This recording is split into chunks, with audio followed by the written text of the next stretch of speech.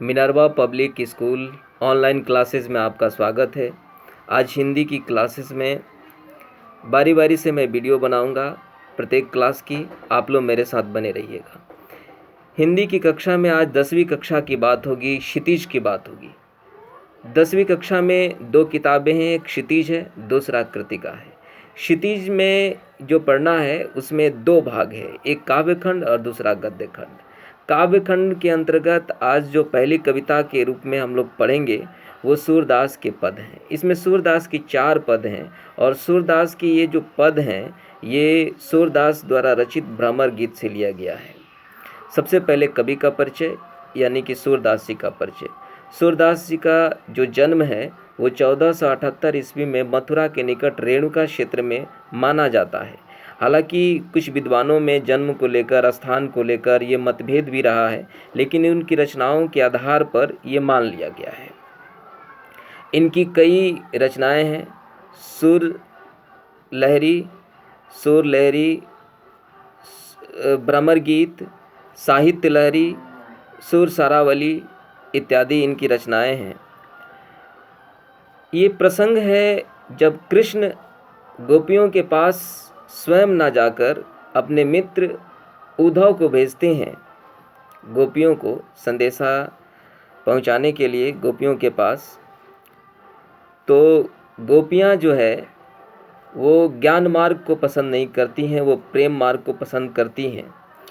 और इसी बीच जब उद्धव और गोपियों के बीच वार्तालाप हो रही थी तब तक एक भांवरा आ जाता है यानी मधुकर आ जाता है और उसी को देखकर गोपियां जो हैं उद्धव पर व्यंग्यबाण करती हैं और वहीं से भ्रमर गीत की शुरुआत होती है।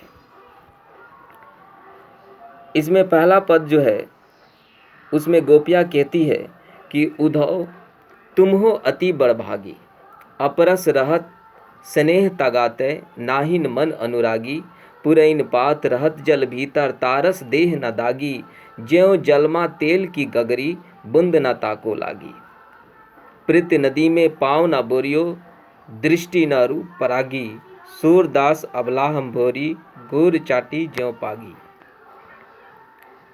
यानी गोपियां कहती हैं उद्धव को कि उद्धव तुम बड़े ही भाग्यशाली हो कि जो तुम श्री कृष्ण के पास रहते हो। तुम ज्ञान मार्ग की तरफ चल पड़े हो, लेकिन श्री कृष्ण तो प्रेम मार्ग के धनी हैं।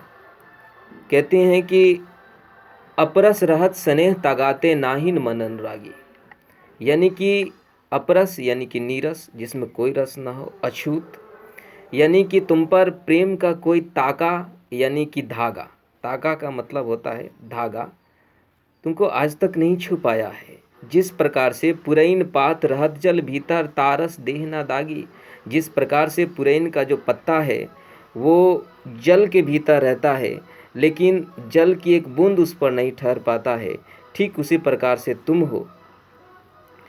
ज्यों जलमा तेल की गगरी बूंद न ताको लागी, जिस प्रकार से जल में तेल की गगरी डुबाने पर पानी की एक बूंद भी नहीं ठहर पाती है, ठीक उसी प्रकार से तुम हो उद्धव कि तुम पर प्रेम का कोई असर ही नहीं हुआ है। प्रीत नदी में पाँव न बोरियो दृष्टि न रूप परागी, यानी कि तुमको देखने के बाद ये पता चलता है कि आज तक तुमने प्रीत नदी में यानी प्रेम की नदी में तुमने पाँव ही नहीं डुबाया है।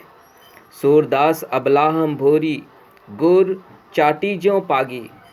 और जानते हैं उद्धव, हम लोग कृष्ण के अलावा कुछ सोचे ही नहीं हैं। उनके प्रेम में इतने हम लोग चिपक गए हैं जिस प्रकार से चींटियाँ जो है गुड़ में जाकर चिपक जाती हैं, उसी प्रकार से श्री कृष्ण के प्रेम में हम लोग चिपके हुए हैं। ये व्यंग्यबाण करती हैं गोपियाँ, उद्धव को सुनाती हैं। ये पहला पद है और भी 3 पद हैं, बारी बारी से हम लोग पढ़ेंगे। बने रहिएगा मेरे साथ।